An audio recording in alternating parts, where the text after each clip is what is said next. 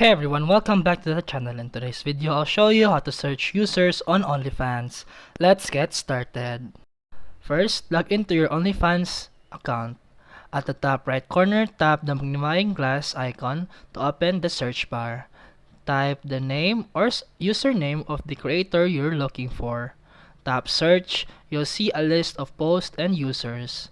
Tap the user's profile you're looking for.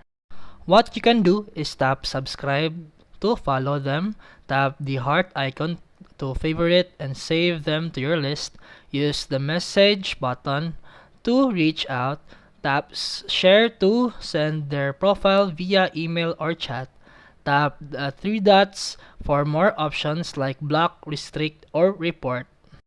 And that's it for today's video. If you found this helpful, please like and subscribe for more videos. See you in the next one.